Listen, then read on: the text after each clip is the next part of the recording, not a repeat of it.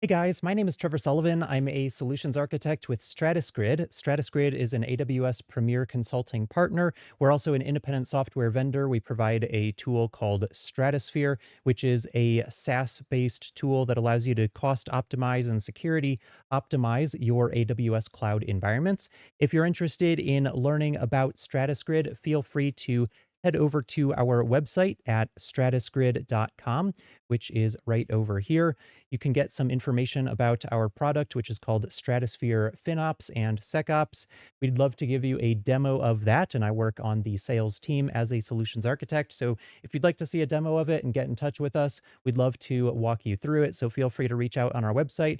Also, if you need help with your AWS cloud environment, like architecture assessments, or if you need help accelerating migrations from data centers into AWS or from another cloud vendor such as Microsoft Azure into AWS, our cloud engineering team is very well equipped to take on those types of projects. So feel free to reach out to us and we'd love to talk with you.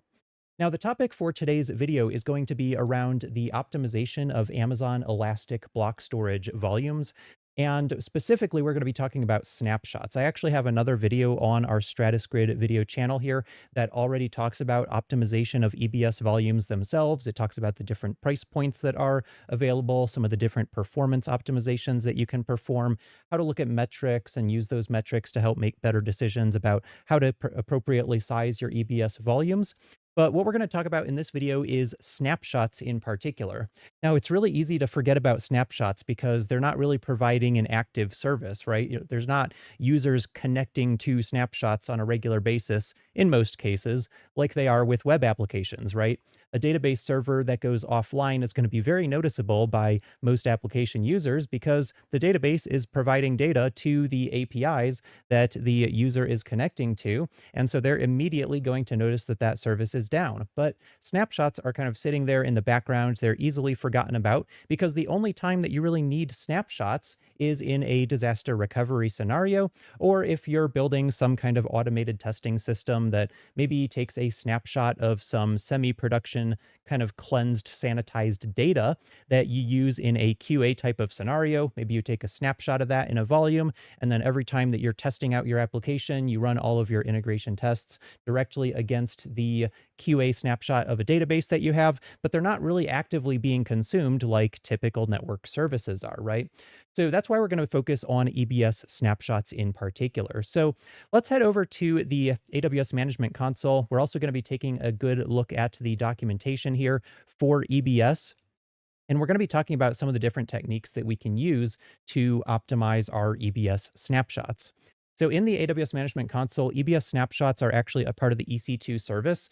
The Elastic Block Storage service is very tightly coupled with the EC2 service because we connect block storage volumes to EC2 instances so that applications can access the data that's on those block storage volumes. We can't generally do much with a block storage volume by itself. There are technically APIs that you can use to interact directly with data blocks, but those are pretty low-level APIs, and you really have to know exactly what you're doing to make any realistic use of them. So generally speaking, we interact with the data on those EBS volumes by using an EC2 instance. So that's why it's part of the EC2 service here. We're not going to be focused on instances or images here. We're really just focused on this section right here on the left-hand side of the console, which is Elastic Block Store. Now, like I said, we've already talked a little bit about volumes and some of the different storage tiers that are available depending on how much capacity you need, how much throughput you need, latency for access, and that kind of thing. And what we're going to focus right now on is snapshots. So what you can do for testing purposes is just to create a very small volume here. You're not going to pay all that much to just provision a 1 GB volume for a few minutes or maybe an hour or two at a time. So I'm just going to provision a 1 GB volume right here for testing purposes, and it doesn't really need to exist in any particular availability zone here. So I'm just going to leave it at the default there. And then I'm just going to add a tag here that says owner, Trevor Sullivan, so I know who owns it. Also, your volumes should generally have useful tags as well. So if you have a department, so like a department tag here, we could say solutions architecture or maybe sales or something of that nature, if the more tags that you have on there that help to kind of scope the ownership and responsibility for that particular resource, the much better off you're going to be when you have to go back and look later on to perform a cost optimization. You're going to say, who owns this EBS snapshot? And do they still need this snapshot around? Can we delete it? Can we archive it? What can we do with it? You're going to look to the owner of that snapshot in order to get a final determination or decision on that optimization execution that or remediation that you implement, right? So the more metadata that you have on here, the better. I'm just going to stick a couple of tags on there as an example, and then we'll just go ahead and hit create volume here. So as you can see, we've got a brand new volume right here. It looks like it is this one right here that's in the creating state right here. I also created this one earlier as a test volume, so I'll just go ahead and delete that so I don't accidentally confuse it with the one that we're currently working with. So now we've got this brand new volume. It's 1 GB in size. It's GP3 storage tier. As you can see right there, that's SSD storage. And it's 1 gig, standard 3000 IOPS, 125 megabytes per second of throughput. And it was not created from any snapshot. So the snapshot ID is null because it's just an empty storage volume. It doesn't have, an operating system, or it wasn't created from any existing snapshot. It's literally just a blank EBS block storage volume. So at this point, we have this volume, and one of the things that you can do is to just right-click on a volume and say create snapshot. You can also automate this API operation through the AWS CLI. You can use the Rust SDK, the JavaScript SDK, the Python SDK. AWS has all sorts of different SDKs available for the platform, so you can use any of those automation languages that you'd like to use in order to interact with the API that actually allows you to create a snapshot here. There's separate API reference documentation that you can check up on in the EBS service, so feel free to check that out. But for now, we're just going to use the interactive console so that we can kind of understand how all the different parts work together here. So I'm just going to call this a test01 snapshot. Trevor Sullivan, just as a reminder, this is the person working with it in case anybody has questions about what this resource is going to be used for on my team.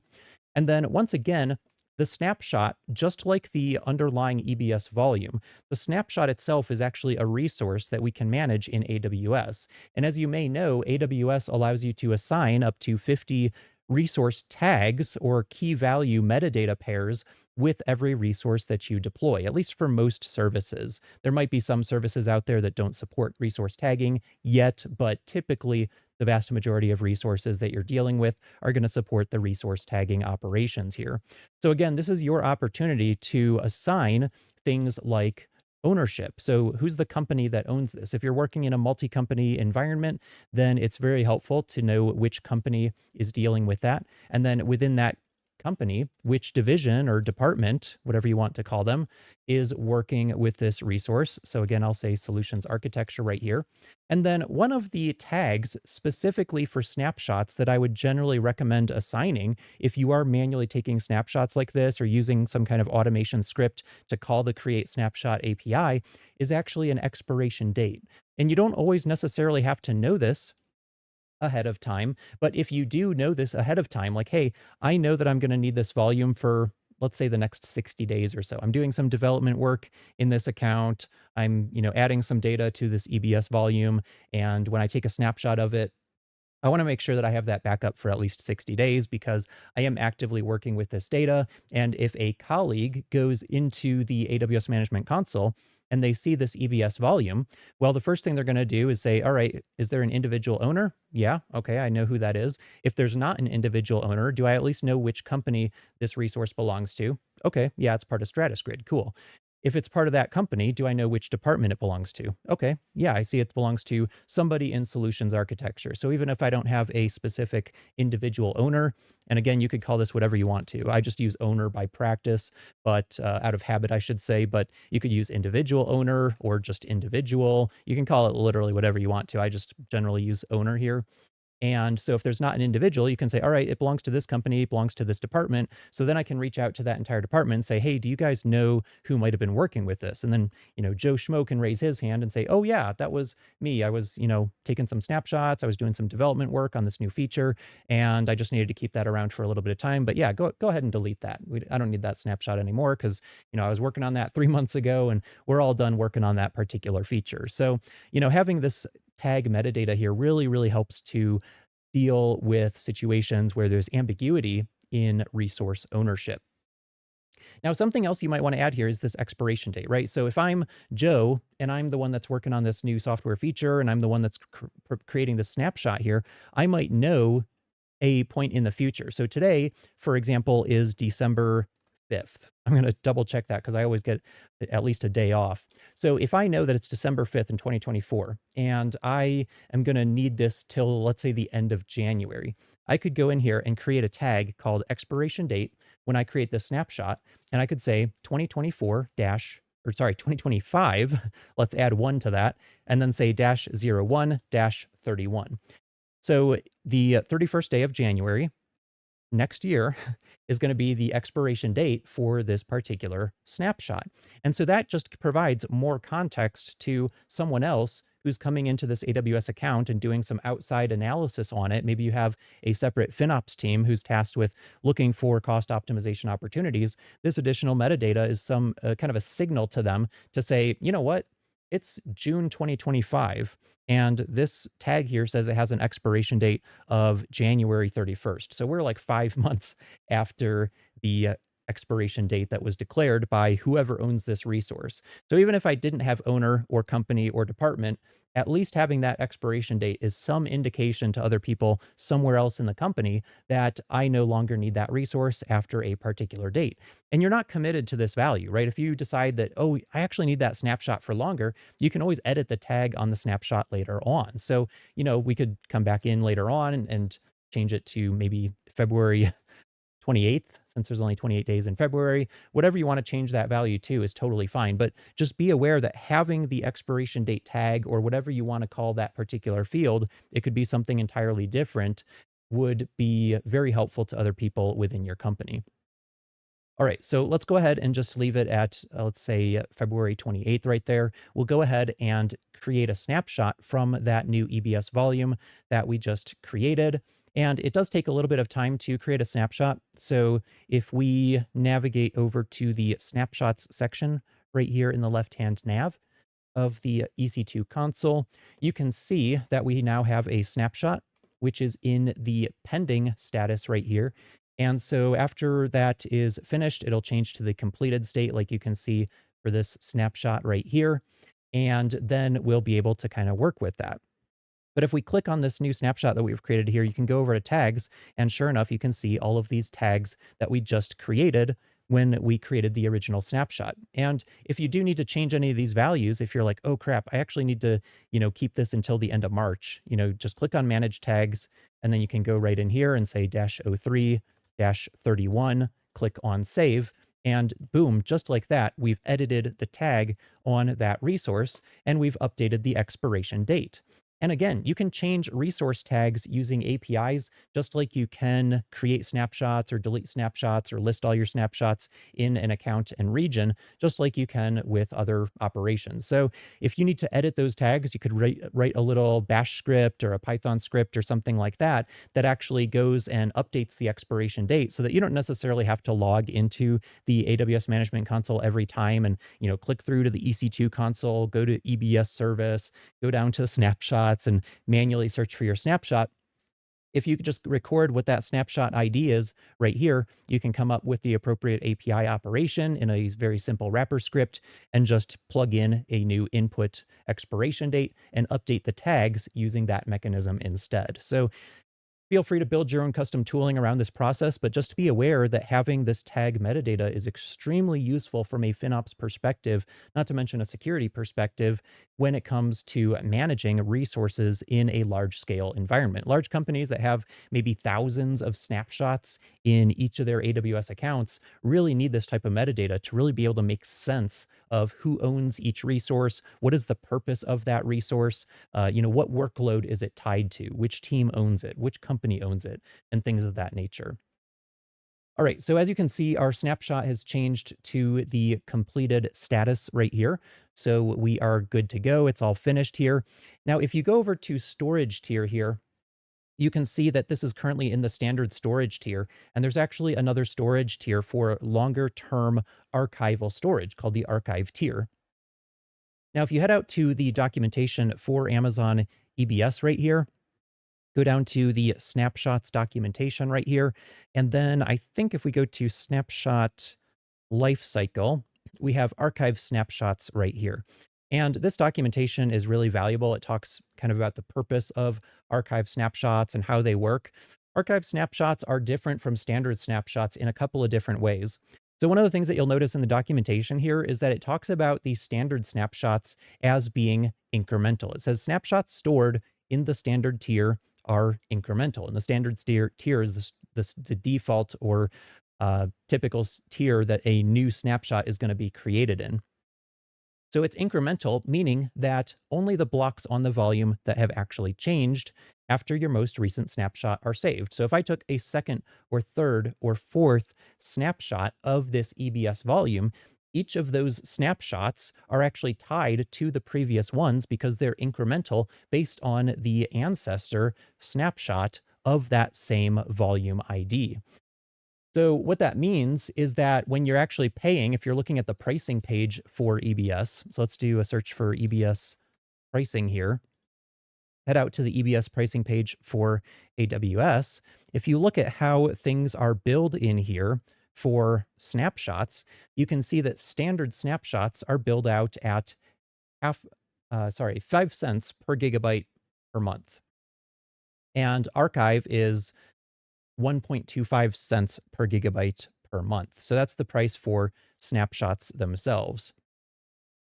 Now, remember that you're only paying for the changed blocks in standard storage. So even if you have a 1 gigabyte volume, when we took a snapshot of it, it's only taking an incremental snapshot of any changed blocks.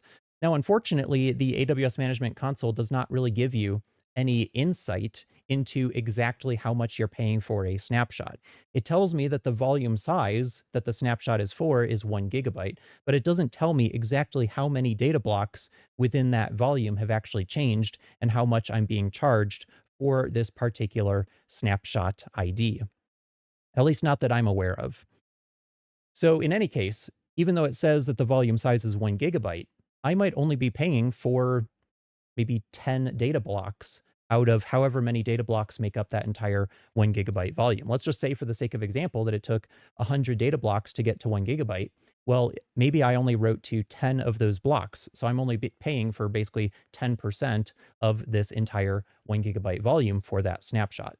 Just because the volume size is 1 gig doesn't mean that I'm actually paying the full 5 cents per gigabyte per month, right?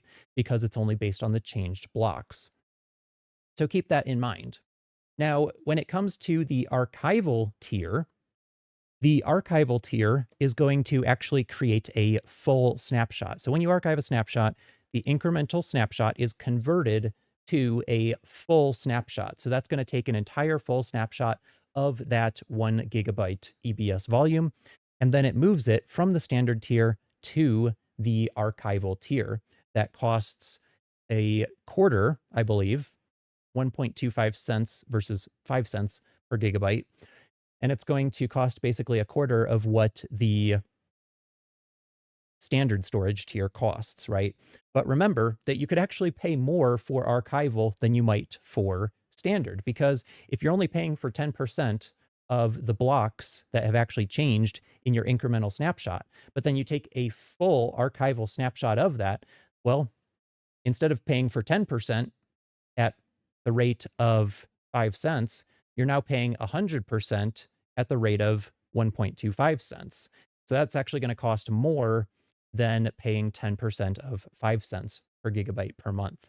So just be aware that when you move something from a snapshot from the standard tier to the archival tier, it is taking a full backup of that volume. And so you can reliably multiply out the size of the volume by the archival price here in order to get the storage cost for the archival backup. So if you have a 100 gigabyte volume, then you just move that period over 2 steps and you're going to pay $1.25 per gigabyte per month for, or sorry, per 100 gigabytes over the course of that month for a 100 gigabyte volume. So $1.25 would be the cost for a 100 gigabyte archival tier snapshot in EBS.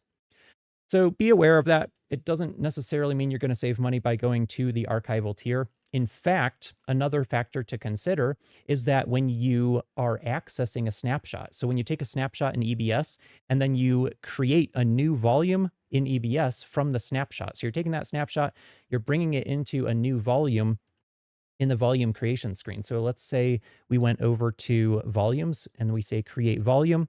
And then down here, one of the options that you have is a snapshot ID. So which snapshot do you want to create a new volume from? And so we could choose any of the available snapshot IDs that we have. Amazon Web Services provides a whole bunch of operating system images and things like that. So there's a lot of things in here that are not directly related to the snapshots that we have here.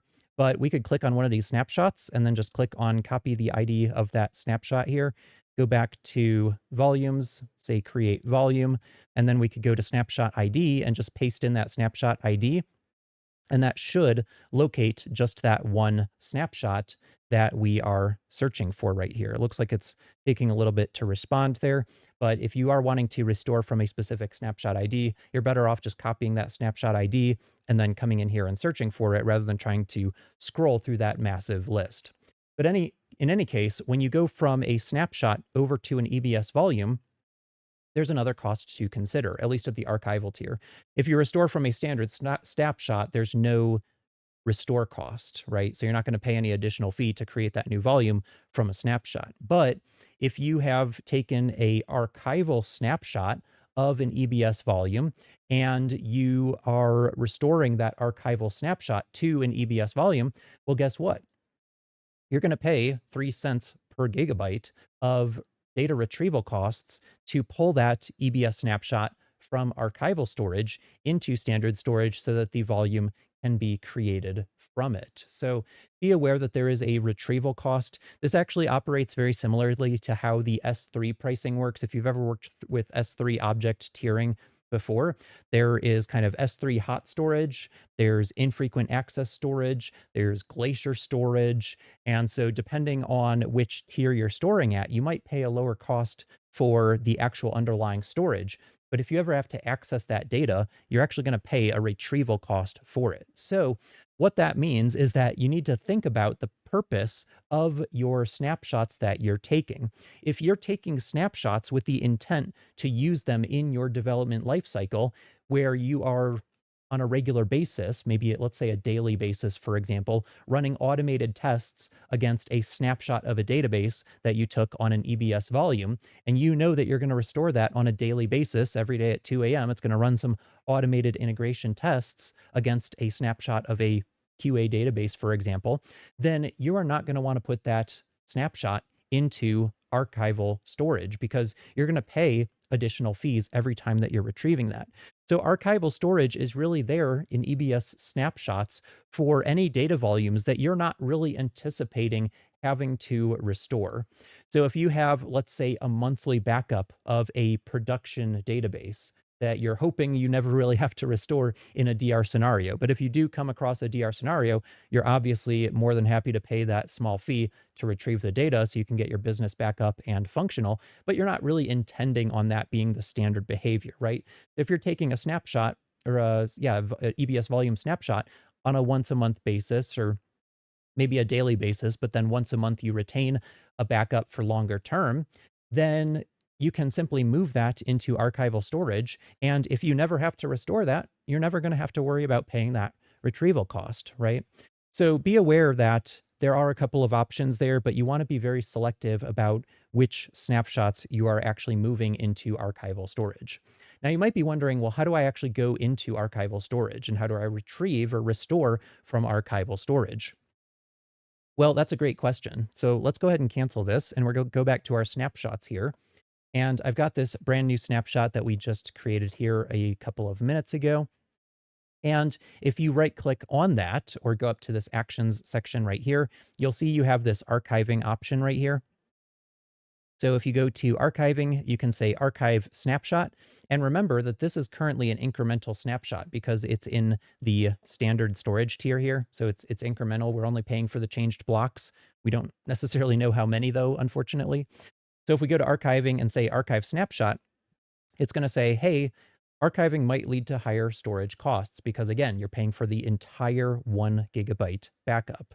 So it says, it just kind of gives you a warning and says, are you absolutely sure that you really want to do this? And if you are, then you can go ahead and click on archive snapshot. And if you do, if you ever have to retrieve that data, you're going to pay the 3 cents per gigabyte to pull that back into standard storage. And I am going to click that. I'm not going to restore it though. But what we're going to see here is if we click back on the snapshot and then go over to storage tier, you can now see the storage tier is still set to standard, but the tiering status, it's in this kind of intermediate state called archival in progress because it is currently in the process of converting this incremental backup into a full backup and moving that into the archival storage tier. So that'll take a little bit of time to occur. I don't know exactly how long it's going to take, but if we come back here in a little bit, we'll probably see that that is done. Now, when you try to restore from archival back into the standard storage tier, if we check out the documentation in the meantime, there are some considerations that you'll want to be aware of. So let's go over to, I want to say it's considerations right here. So one consideration or caveat you want to be aware of is that it can take up to 72 hours, which is 3 days, to restore an archived snapshot from archive tier to standard tier. Of course, it's not always going to take 72 hours, but they're saying in a worst case scenario, that is probably what it's going to take depending on the size of the snapshot. So obviously, if you're dealing with like a 8 terabyte snapshot or a 100 terabyte snapshot or 500 terabyte snapshot, whatever the kind of largest volumes you could provision are, well, those are more likely to take longer just because they're larger volumes. Something else to note here with archival billing is that when you move a volume into the archival tier, the minimum archival period is 90 days. So as soon as you take that snapshot and then you move it into from standard into archival, you are basically incurring a 90-day charge, even if you decide not to keep it around for that full 90 days, because it says if you delete or permanently restore before the minimum archive period of 90 days, you're billed for the remaining days, rounded down to the nearest hour. Now, one thing you might notice there is it says permanently restore.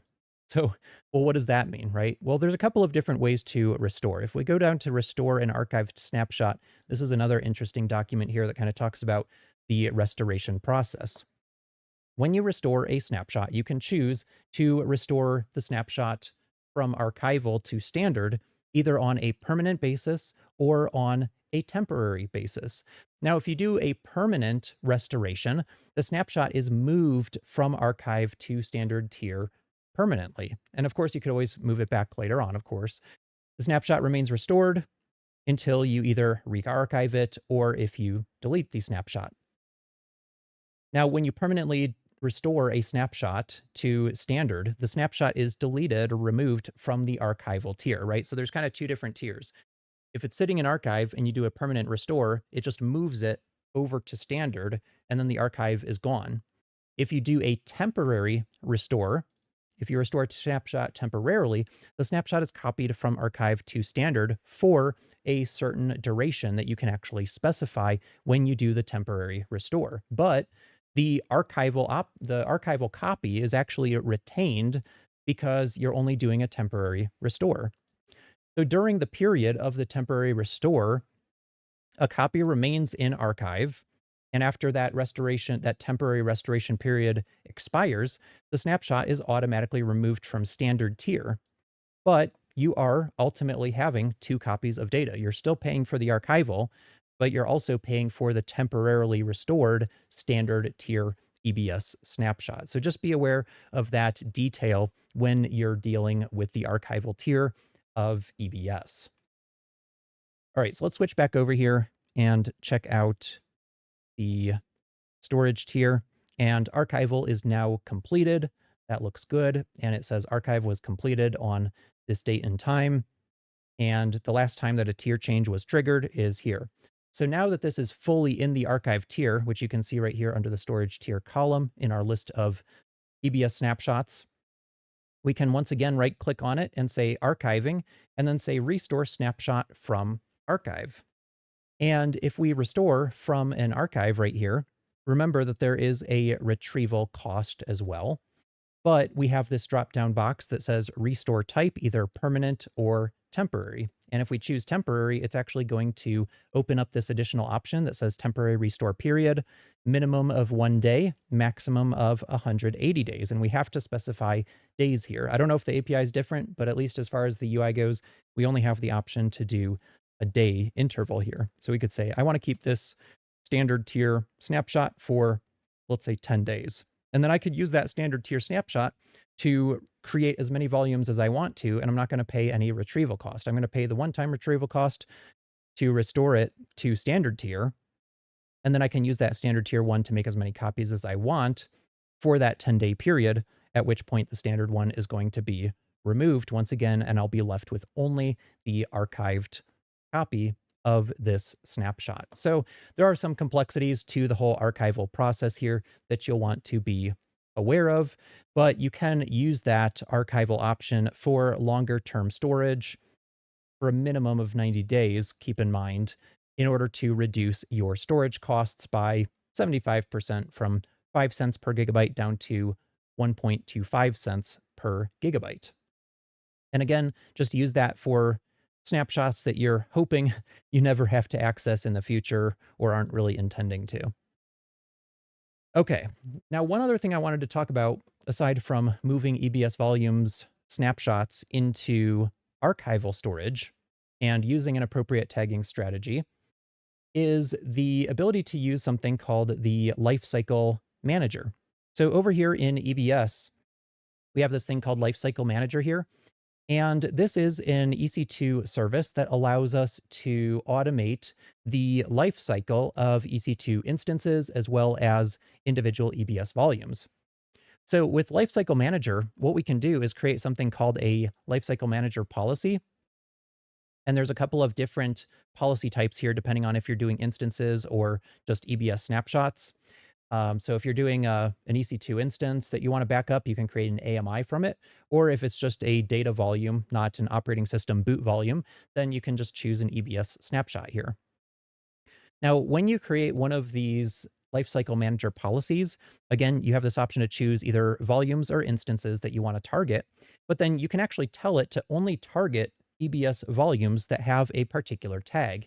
And again, this is very useful in a large organization because if you have, let's say, 20 different teams that are all creating different EBS volumes and snapshots inside of this one account in this particular region, right? In this account, in this particular region, I've got 20 different teams that are creating them all in this particular location, right? And kind of hard to start managing all that spaghetti, right? So again, we can target tags with this policy. So this policy, this backup and retention policy is only going to apply to volumes for my department.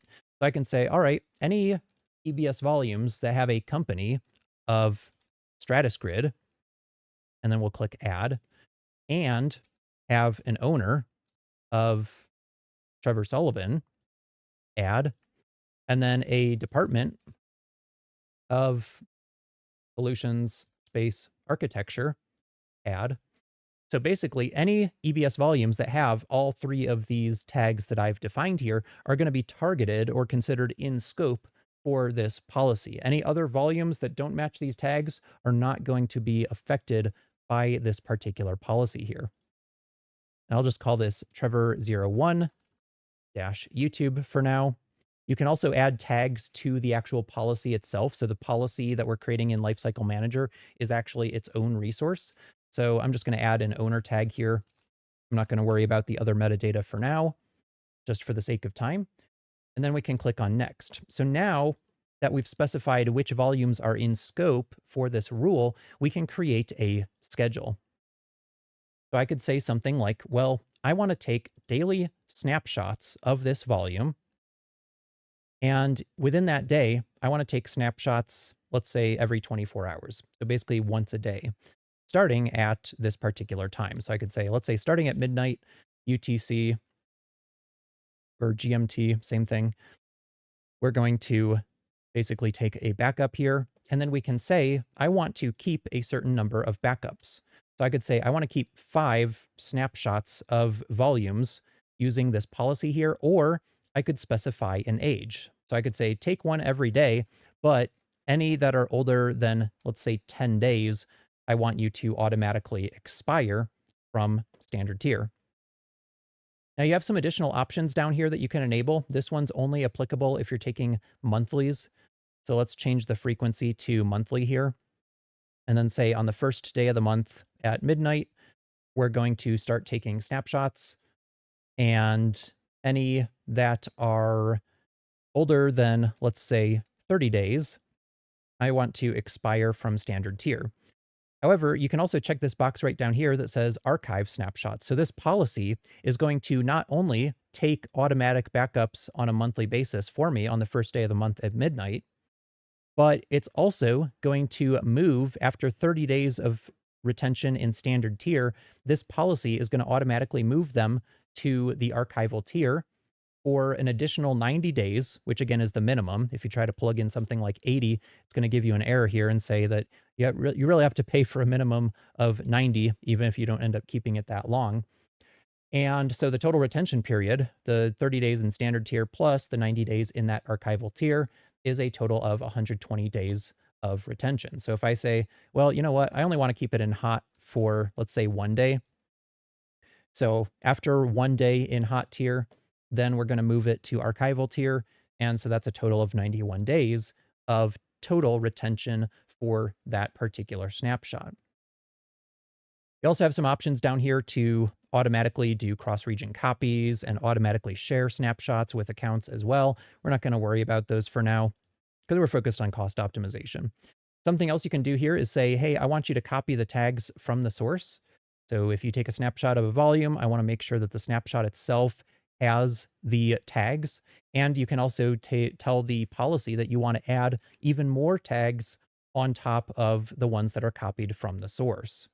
So we could say created by, and then say Trevor's policy or Trevor policy or something like that. And then we know if this tag exists with this value that the snapshot was created by this lifecycle manager policy. Then we can go to the review. We could add some more schedules if we want to, and then say create policy. Now, once we create that policy, it's going to exist in the data lifecycle manager here. So if we go to lifecycle manager tab, once again, you can see that that policy exists right here. We can see the tag we added to it, and that's just applying to the policy object itself. It's not actually affecting the volumes or snapshots in EBS. I can see a list of my schedules that I have right down here, and I can see all the details of this policy.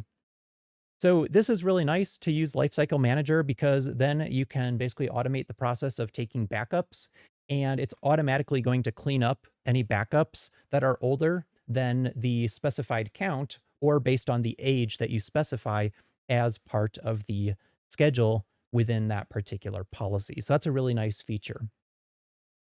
The last topic that I wanted to talk about is something known as the recycle bin. So this is a feature that currently really only works with EBS at the moment.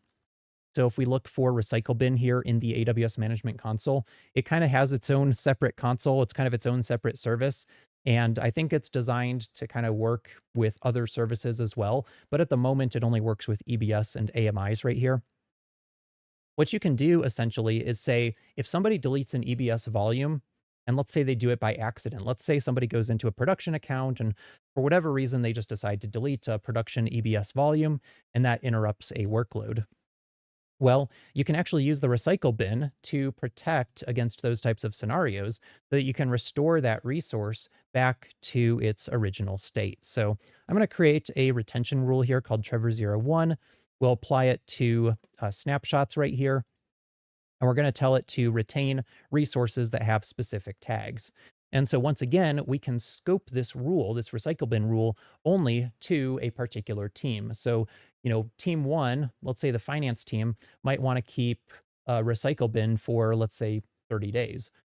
Team two might want to keep them around for 60 days, right? And so by targeting different sets of tags, we can narrow the scope of which resources are going to be affected by this particular rule.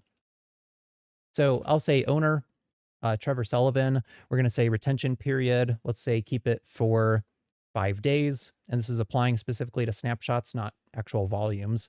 I think I said volumes earlier, but I actually meant snapshots. And then down here, we can assign tags to the retention policy itself, which doesn't really affect anything realistically, but again, it's just good practice to have them on there. And then we'll say create retention rule.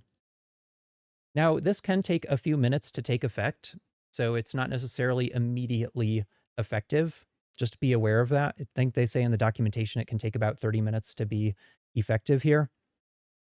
But if we go back to, let's say, the EC2 console here, remember with this recycle bin retention rule that we created here, we're only targeting any snapshots that have the owner of Trevor Sullivan. So if I try to delete a snapshot from EBS that has that particular tag on it, the recycle bin should hopefully catch that and allow me to restore that resource. I'm actually going to open up the recycle bin in a separate tab here. I already do have, in my testing, I already had a snapshot that I caught by that. So I wanted to show you this is actually different here. But the snapshot we're currently dealing with is this one right here. It has a snapshot of 0791, et cetera, et cetera. So just remember 0791. And it may not catch this particular snapshot, but if it doesn't, we can always take another one. So let's go ahead and delete that snapshot. And then we'll go back over to the recycle bin here and just click on refresh. And sure enough, it does look like it took effect pretty quickly here. Since I already had created a rule before, I'm guessing it kind of, kicked the system into gear, so it acts a little bit more quickly when I create new retention rules here. So it does look like it caught that. And so now if I delete that snapshot by accident and somebody in production says, hey, what happened to that database backup? We really need that and it's gone, it's missing. Well, they can just come over to the recycle bin and click on recover and say, hey, I want to recover that particular snapshot. And we can put it right back into our account and refresh the snapshot screen right here. And we can see that we've brought that EBS snapshot back into existence so we can use it once again. So the recycle bin's a nice option. The lifecycle manager is a nice option. Using the archival storage tier is a nice option to reduce costs. And also using a good tagging strategy. If you're doing more of a manual approach and you don't want to use recycle bin, you don't want to use lifecycle manager for whatever reason, if you want to do more of a manual approach, just having a standard policy in your organization to say, hey, if you create a resource, whether it's EC2 or EBS or snapshots or anything like that, just put an expiration date on there if it's a temporary resource so that somebody knows that that resource isn't needed after a particular time. And it's just an estimate, really. It's just to say, hey, I'm going to be working on this for about a month or maybe 6 months or something like that. And then that is just a signal to other members on your team or within your company to let them know what the scope of that particular resource is. If you want to get really even more creative, you could put a full description in there. So if you wanted to go to the tags on this snapshot, maybe the snapshot has a very, very specific purpose and you really want to make sure people understand exactly what it's for, go ahead and just add a description tag here and say, hey team, I'm using this for critical testing scenarios for bug reproduction and testing, something like that. So obviously that's a very long value, but that's supported in metadata tags. I don't remember exactly the full length or maximum length that you can have in a value. But it's fairly long. At least it's long enough that you can put a, couple of sentences in there in English to describe very clearly to your team in plain English what the purpose of that resource is. So that's always a great fallback option as well, having an expiration date in there. If you want to automate the process with a script, have a script that runs like once an hour and it just looks to see if there's any snapshots out there that have an expiration date older than whatever today is. So if it's, let's say, April 1st in 2025, and we run a script on an automated schedule, and it looks at all my snapshots and it says, hey, I see that there's one with an expiration date of yesterday. Well, all right, let's go ahead and clean those up. And once you have a policy and a system like that in place in your organization, people get kind of accustomed to it, and they'll know that there's an automated cleanup process out there, and that if they set their expiration date accordingly, that cleanup process will just kind of bypass their resource as long as the expiration date's set out far enough into the future, and it won't really interrupt anybody's workflow. So in any case, I hope that this video was useful for you. We've really just talked about a few different techniques that you can use to optimize snapshots, a more manual approach using tag metadata. We also talked about a couple of automated mechanisms you can use, like Lifecycle Manager and EBS Recycle Bin. And we also talked about the two different storage tiers that you can use, the archival tier that costs less, but also has some caveats that you should be aware of before you make the decision to move into that archival tier. Again, my name is Trevor Sullivan, a solutions architect with StratusGrid. Thanks so much for joining our channel. I would encourage you to subscribe to our channel so you can check out all of our future videos. Also, go out and check all of our historical videos, as we already have a great library of content on the AWS Cloud platform and a variety of coding topics. So feel free to check that out as well, and leave a comment and a like. Let us know what you thought of this video and what other topics you might be interested in seeing. Thanks so much, and we'll see you in the next video. Take care.